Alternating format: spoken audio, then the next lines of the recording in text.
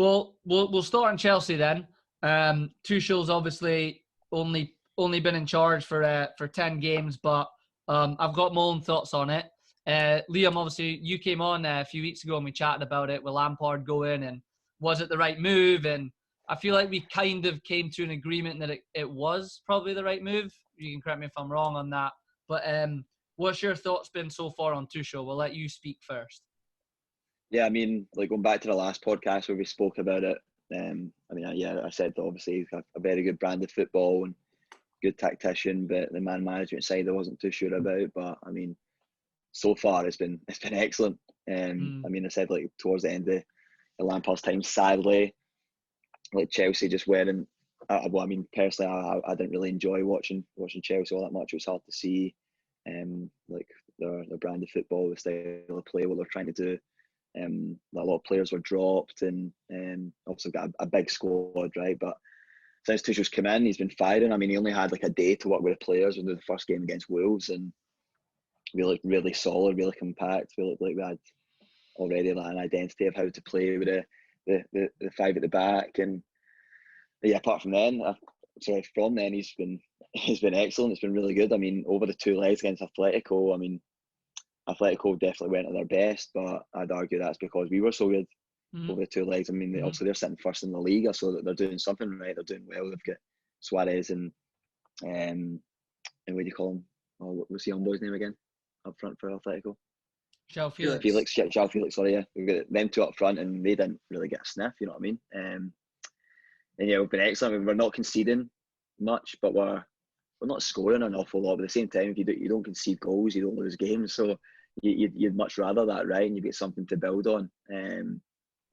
Also got a massive squad, but it seems to be the biggest thing, which I like, is when you're a big team like Chelsea and you get such a big squad, you're competing in the Premier League, you're competing in the Champions League and the Cups, he seems to be rotating the squad very well, which I think is something that Lampard didn't do so well. He's maybe just dropping players for maybe 2, 3, 4 games, whereas Tuchel's maybe dropping a player for a game or two and then bring them back in. Like maybe get Chilwell and Alonso left wing back. It looked like he was going to be playing Alonso a lot more, but then Chilwell still in the frame, and like Pulisic maybe he's not playing as much, but then he came in at the weekend against Sheffield United, or yesterday, sorry. In the FA Cup, and was excellent too, you know what I mean? And he just needs to be using the squad very well. And in terms of the identity of what we're playing, yes, we're playing 5 at the back, but still, I watched his interview with Rio Ferdinand yesterday, and like he's not saying that, oh, I'm going to play this way and that's it. Like he's willing to adapt as well, and sometimes play a 4 at the back. And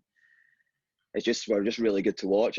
It's a good time to be a Chelsea fan again. And as sad as it was to see Lampard go, and obviously every Chelsea fan was dying for it to work, absolutely dying for it to work. But so far, so good. It's been excellent. So similar to United. Yeah. Now, James and Matthew, your guys' thoughts. Whoever wants to go next on Chelsea. I'll quickly go because I don't have too much to say. But wait, real quickly, did you watch the Sheffield United game? Did you watch all of it? I didn't, unfortunately. No, I didn't get to watch it. I might need to give it a watch. I want to see how Gilmore played in it. Mm-hmm. Yeah, it's good to see him start. That was another one. Obviously, when Tuchel came in, everyone was saying, "Oh, get Millie out on loan, get him out on loan so he gets in the Scotland squad for the Euros and stuff." And I was kind of thinking more towards that as well. But I mean, Tuchel's come out publicly and said how much he loves Billy Gilmore, and said even though he's not playing a week, he should still be in that Scotland setup. He's so good. But I mean, he's going to learn his trade. He's still going to get times to play. I mean, he played in the quarterfinal of the FA Cup, you know what I mean? And he'll still be playing under 23s, which I mean, obviously it's not exactly like the best quality, but still decent quality. So I think we'll see. Yeah. Sorry, Liam. Sorry, mate. Go ahead. No, go for it. And I was just going to say, I think with the whole Billy Gilmore situation, like when I've watched him playing, sometimes I'm like, is he like a holding midfielder? Is he like a 8 or 10 or whatever? I'm like, sometimes I think like he's maybe a little too lightweight to play as like a holding midfielder right now. And then I'm like, as an 8 or 10, I'm not too sure, but I think it really suits him when you play that formation and you play just like, let's just say it's Kovacic and him just as like 2 set midfielders, and they have freedom. One can drop and come get it from the centre halves. One can maybe run into the box. He has freedom in there. I just think it really suits him when we play with a 2 like that. In our Scotland formation, we do the same. That's how we play. We play with like we play with two in there. I think it's not normally like McGinn and Fleck or something like that play there. So it'll be interesting to see how Gilmore kind of fits into that. I hope he does well. But just on Tuchel, I think that see when Chelsea are playing, I'm like excited to go and watch them because I watch it and I'm like, what the fuck are they playing? I'm like, this is mad. I'm like, I've never seen anything like it before. Like typically when you play like a back five or a back three, whatever you want to call it, like, you know, like even when you watch City, right, they kind of in possession they play a back three. Like Kyle Walker comes and plays next to it's normally Stones and Diaz, and it's kind of like a flat back three. And Cancelo pinches in midfield and plays with Rodri as two holding midfielders. But when I watch Chelsea, I'm like, they're playing a back three, but it's like you've got a centre back, and then like a centre back total stretches one way, the other centre back stretches the other way, and then you've got your two sitting midfielders, and it's just something like, to be honest with you, I don't think I've seen that much. I never watched Tuchel at the other clubs he was at. I don't know if he done that, but just when I watch him, I'm like mesmerised by this like back three, but it's like a centre. It's like a centre back, and then like it's just so like expansive and open as a back three. It's not like a flat back three, anything like that. And it's amazing though because they don't concede. And I'm looking at it and I'm like, mate, they're fucking going for it here, but they're not conceding. So I think it's interesting. In 10 games, they've scored 11, conceded 2 since he's been in charge. I mean, pretty good record. You're not conceding goals, like Liam said. I love when your team that's not conceding goals. When Liverpool had that phase where like we were keeping clean sheets all the time, it's like it's what you need to do. Like I'm concerned for Chelsea next year for the title. I reckon they're gonna go for it. Like, hey man, attack wins you games, defense wins you titles. Jambo, what about you? Anything different to add, or much in the same? Probably not that much different, but I would say like when Lampard left, I was pretty shocked, to be honest. But it's always nice to like, you know, when you see a club legend go into any team, it doesn't matter who you support. Like I still felt like Lampard's at Chelsea, like that'd be so like amazing for him to, you know, progress and be good. But if you look at who Chelsea bought in the transfer windows, they bought really, really well, right? And if you compare the two managers together, which one has got the best out of those signings? And I think it's very, very clear, you know, which one's done the best. And Liam mentioned that Wolves game. Liam mentioned the Wolves game a minute ago, and like the difference. I mean, how many training sessions did he have? I'm pretty sure he said like you had to like choose a team on like the plane to the game or something like that. Or, like, how to play I'm pretty sure I saw a complete change straight away, and like almost every player, and like every player they bought has just excelled since he's been there. So I think obviously it's the right decision, clearly. But again, it's sad to see him go because he is a club legend. Yeah.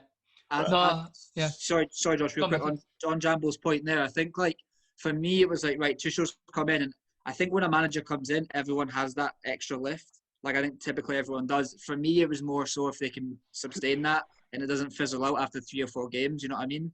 But it's the fact that he's come in, everyone's had a lift, and he's kept that, which to me proves that that's what fucking good managers do. So I just want to add that for me anyway. I agree with everything you guys have all said. I think that that's the biggest thing. Like you said it, Jambo, just the difference and how quickly the difference came. I just how sharp they are on the ball, Liam, and in terms of like their 1 and 2 touch, and technically like just when they receive a ball and how tight it's keeping to them. And I'm like, what the fuck has he been doing? Because he's only been there for like 10 games. It's in the league. It's not including Europe, so it's maybe a couple more. But I mean, what's he doing in training to get? I agree, Matthew. You see managers take over and there's a lift, but immediately I thought it was way more than that. I was like, oh wow, it's almost like this group of players has been waiting just for that like level of coaching, if that makes sense. And I don't think that. I mean, well, not even that he don't think. Clearly, he doesn't and didn't have the experience or be at the level that Tuchel is at to be able to get his team to perform like that. Now, obviously, the question is, are they going to be able to maintain it until the end of the season and then moving into next season? I genuinely think he will. And I agree with Matthew. I think Chelsea are someone to keep your eye on for challenging for the league title next season, because he's, and we'll get into this as we move on into the Man United and Liverpool kind of chat. But he's a good coach. He's a good coach. Like he's done a good job at Mainz. He's done a good job at Dortmund. He got PSG. I know he didn't win the Champions League final, but he got them to the Champions League final, their first one in a long, long time. And yeah, he's one to watch out for massively. Definitely, and it'll be interesting. It'll be interesting when it gets to the summer because I mean, at the end of the day, like the players he's working with aren't his players. So is he going to want to bring in some of his own players? Is he going to offload some of the players that he's not playing as much? Or because I mean, at the end of the day, Chelsea do have a big squad, and a lot of the players there are newer signings. So that'll be the interesting one to watch as well. Is obviously Chelsea spent so much money last summer, are they going to do the same again? Or it would be interesting to kind of see what happens with that. But yeah, long may it continue for how it's going right now. That's what I was going to ask you next, Liam, and then get everyone's thoughts. Like, kind of go through a couple of individual players that, like we've talked about in text and all that before, and then obviously a couple of things have changed since Tuchel. So we'll start with Chilwell. I mean, I thought he performed really well under Lampard. I didn't. Again, I don't watch every single minute of every Chelsea game, but I've watched a lot of games because every game's on TV, and I watch Match of the Day and all that. So I've seen a lot. I didn't see a lot wrong with him personally, but for whatever reason, he's consistently pretty much picking Alonso right now, which is interesting. Yeah, I mean, when Chilwell first came in, I was buzzing because I mean, Lampard played a 4 at the back, and I mean, Alonso just didn't do it for me. He was amazing under Conte and played the 5 at the back, but like playing as an actual left back in the 4, he was chopping and changing between Emerson. Not a fan of Emerson either. But then when he came in, I was buzzing. So I guess in the last podcast, it was really good in terms of we've had English left backs. We've Wayne Bridge, we've had Ashley Cole. We're both amazing. Chilwell seems like that next one, and I still think he will be. But yeah, I mean, it's interesting now that I think when Lampard was there, definitely you're right. Chilwell was excellent, but since Tuchel's come in, obviously he's favoured Alonso a bit more, and I can see why. As much as I prefer Chilwell, Alonso's definitely better as a left wing back. He's not getting much defensive responsibility, and going forward, in terms of in the box for as a goal scorer for a left wing back, he's excellent in the box. You know what I mean? He's scored a few goals. Sorry to kind of cut you short there, Liam, but do you think that's so? Like, in your opinion, watching the games all the time, that's the reason why he's choosing Alonso over Chilwell, because in the final third in that role, do you feel like Alonso gives a bit more? I think so, but I'm pretty sure. I think it was yourself that said that Tuchel came out and said that Alonso's more aggressive defensively than Chilwell. Was that right? It was me that said that. I see the interview. Interesting. Yeah, which I found quite interesting. Because I'm not a massive fan of Alonso defensively. Chilwell's a bit more solid defensively, but yeah, it's an interesting one. I mean, we've got Emerson as well, who came on against. Oh, who did he come on against? Atletico and scored the goal. Yeah, come on against Atletico and scored a really good goal as well. So when he scored, I was like, him off either. When he scored, I was like, totally forgot he was there. And B, what the fuck is he doing on the pitch up there and scoring a goal? I was like, what's going on? I know. I'm pretty sure he had Emerson. I was getting ready towards the end of the game. I'm pretty sure he had Emerson and Chilwell on at the same time. Yeah, right. Right. Yeah, he did. So, he did. What? Interesting, but Matthew and Jambo, anything that you guys, anything on Chilwell in particular that, or Alonso, whoever the two are? Sure. I think on paper, like if you look at the two names, you would say Chilwell, right? In my opinion. Yeah. But in terms of he's playing him for a reason, right? He's playing Alonso for a reason, isn't he? Mm-hmm. At the end of the day, whether or not you think Chilwell's a better player or not, maybe Alonso just fits his system a lot better. Yeah, I mean, sorry, Jago, but no, you're good. Alonso, when we won the title with Conte's 5 at the back, when Alonso played left wing back, he was amazing. He was so good there. So he was. Maybe Tuchel's seen that as well and thought that's if I ever play 5 at the back, he's the main man. So. Yeah, I think that's the main reason. I don't actually think this. I think he thinks there's actually too much there's not too much there in between them. But I think he looks at it, and I'm sure he studied Alonso in that season with Conte playing as that left wing back role, and I'm sure he wants that exact thing from Alonso. He was class at it. Him and Victor Moses at the time were causing teams all sorts of problems. And he was one of Chelsea's best players that season. I think he just looks at it and goes, look, if I was playing a back four, I'd maybe go with Chilwell, but because I'm playing with my formation, I just think he's like Alonso's got experience with it, and I'm going with that. Yeah. Yeah, I mean, that's another thing as well, not to go too off topic of the new signings, but you look at when Conte came in and he converted Victor Moses to like a right wing back, and then it kind of seemed, maybe not so much now, but it definitely seemed at the start when Tuchel first came in, of like converting Hudson-Odoi to more of like a right wing back, and actually done very well there too. But I think it seems like with Hudson-Odoi, he's going to go more like right wing back or right wing who can, he sees him as someone can play both, which is good, because for some reason Hudson-Odoi just didn't really kick off for Lampard. I thought Lampard would really get the best of Hudson-Odoi and play him a lot, but it seems like Tuchel could be the guy to do that. Go on, Matthew. Do you think, Liam, you need to buy like let's say if you want to push for the title next season, I know I might get a little carried away here, but do you think you need to get like a proper striker, like a set number 9 to be able to go and challenge for it? Yeah, I think so, because I don't know if we can maybe just go into Werner's one of the next signings, Josh. But yeah, I mean, go for it. Move on. Yeah, so with Werner, like, he is good up top. Like, he's good to have up there, because like pressing wise off the ball, he's brilliant, and he'll make really good runs in behind and stuff. But like when Tuchel plays the two wingers, like they almost play like in really, really close to strikers number, almost like number 10s, and that's where I think Werner's best. Is he's best playing off the big strikers like a Giroud, for example. Like he done at Leipzig, he never played up front by himself. He wasn't the only number 9. He played off Poulsen, who was like a big target man, similar to Giroud, and that's why he was so good, like feeding off scraps, and he could get in behind and stuff, because he had that striker to partner him. So I do think we would need like a proper number 9. I mean, it would be interesting with Abraham getting like fully fit and stuff. Will Tuchel kind of rely on him a bit more, and or will he rely on Giroud to still, when he comes on, he always seems to score. But yeah, to answer your question, I think we probably would need a proper number 9.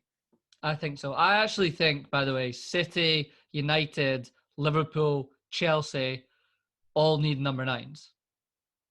I think all of them do. I think all 100%. Of them need 100%. someone that's like a central position guy that maybe can somewhat adapt and switch between the right and the left, because that's what everyone kind of does now. But I think all of those clubs need a 9. I think that position's been killed though, just for the fact that now everyone plays with inverted wingers. I think that affects that position massively. Well, there's two out there: is Harry Kane and Haaland. Yeah, there are 100%. 2 players that will play down the middle and can probably somewhat.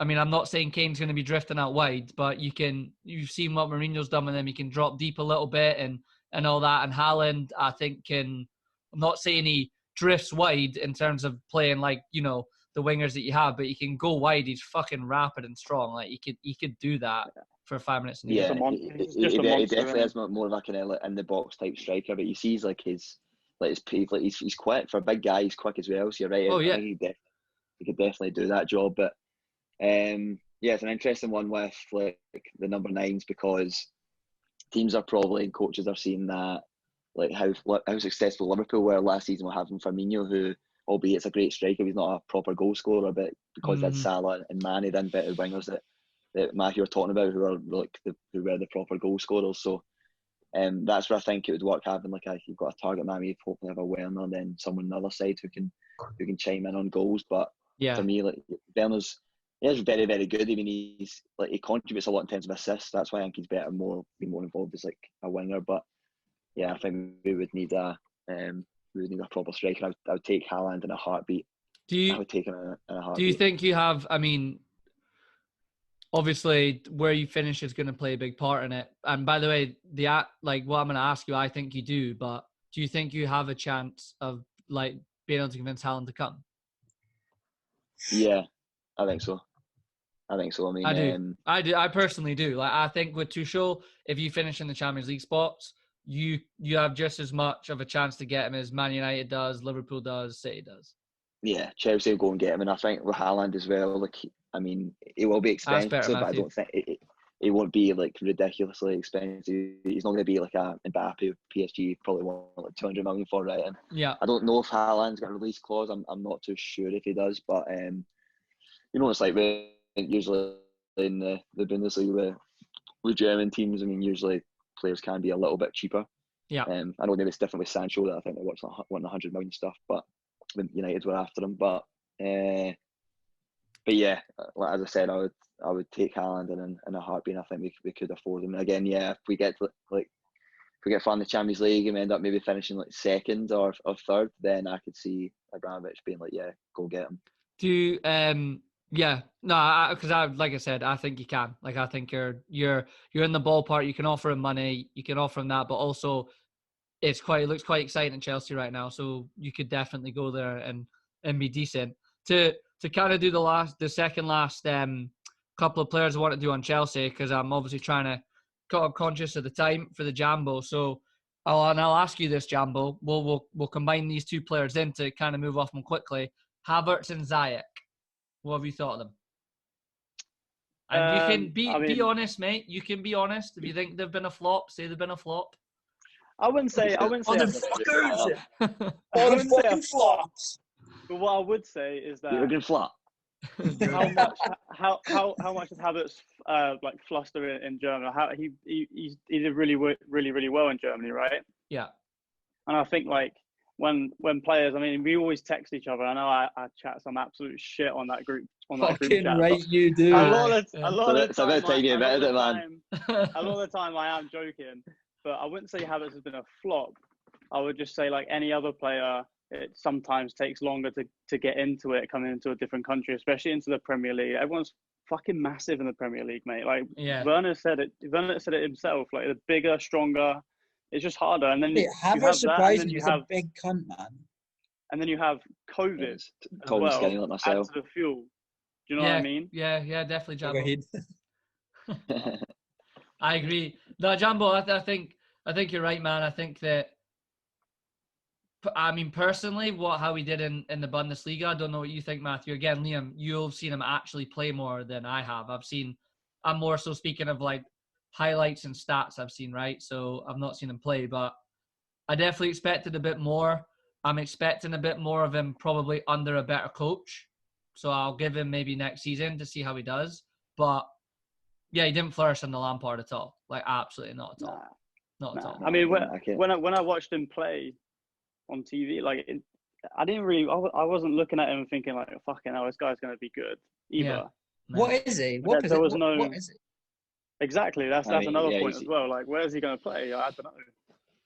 Yeah, I mean, you usually for Leverkusen, he was like it was a number 10, and I think sometimes he even played as like a false 9 towards the end, which was interesting. And that's because I had. Nope. No. It's all right. It's frozen. We've lost the German correspondent's frozen a little bit here. Robbie's got Kunzel Wi-Fi. Pass it on.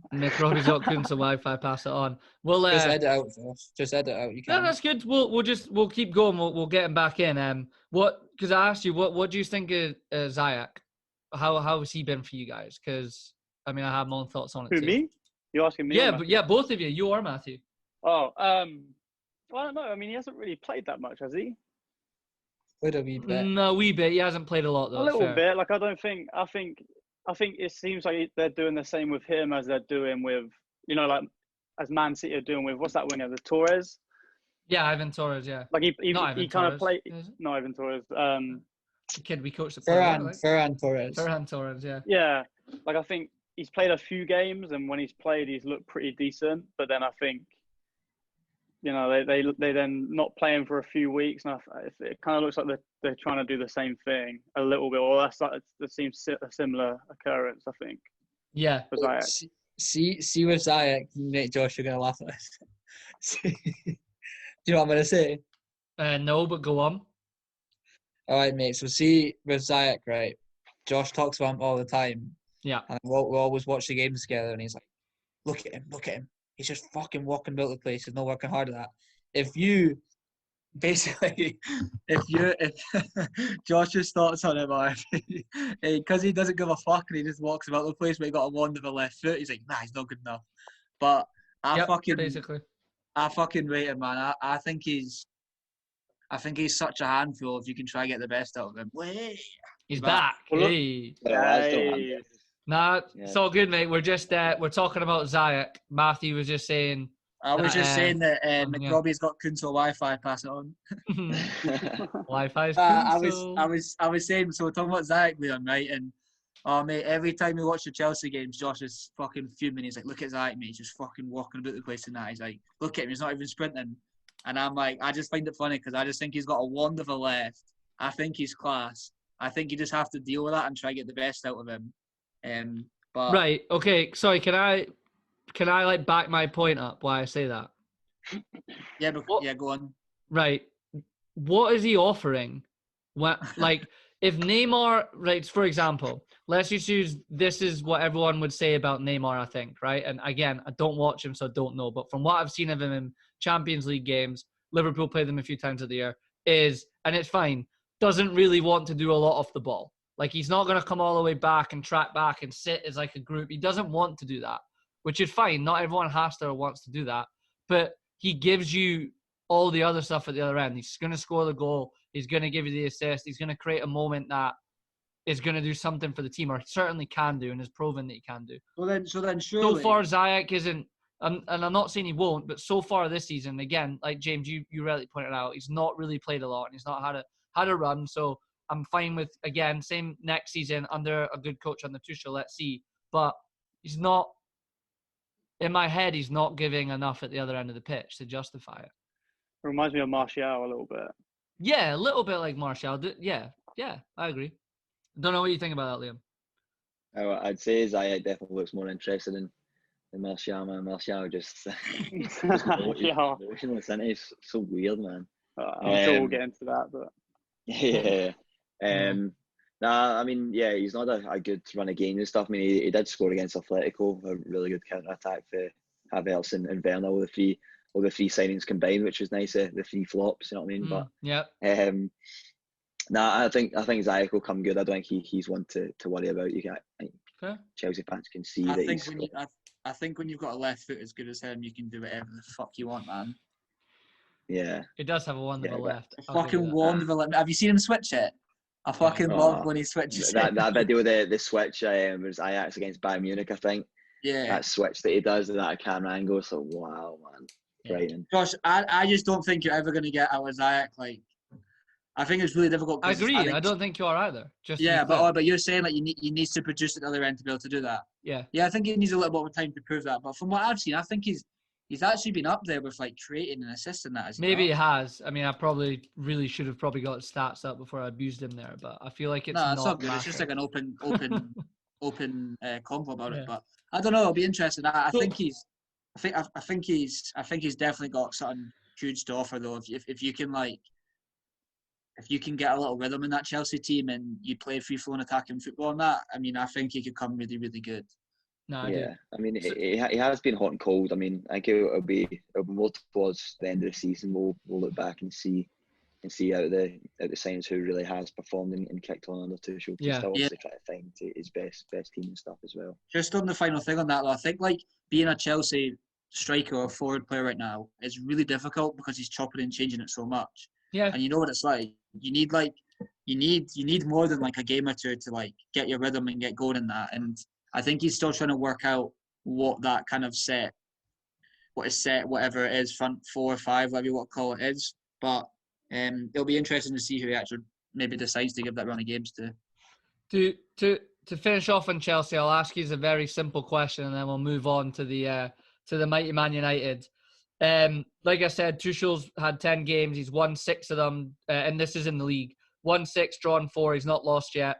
You've scored 11, conceded 2. You're currently in the quarterfinal in the Champions League against Porto, which, no disrespect to Porto, definitely able to get through. And then you play Liverpool or Madrid, who I think you could beat as well. So he's in a good spot. He's probably going to get, if we're honest, as every other Chelsea manager gets, 2 years tops to do something. Yes or no? Does he win a title for Chelsea in those 2 years? Let's say he gets 2. So let's call it next season and the season after. Yes or no? I'm going to say no. He's competing against some fucking right old teams, like. Yeah. James saying no? I say next season, no. Season after, yes. Matthew? I think to get close to City, you need another extra year, man. Yeah. City are just different. I don't know. Can I say maybe? Cop out. You have to say yes or no. Do you think he will or he won't? I'm gonna go yeah. Oh yeah, fair. I've made some rash calls on this podcast, like saying fucking Burnley are gonna go down in that, so fuck it, mate. I'm gonna go. If you put a gun to my head, I'm gonna say no, but it's also wouldn't wouldn't surprise me if he did, right? Like it's definitely possible. Does Ziyech play in that? Does he play in your team? If he starts getting assists or goals, then yeah, it's fine. He can do what he wants. He can do what he wants.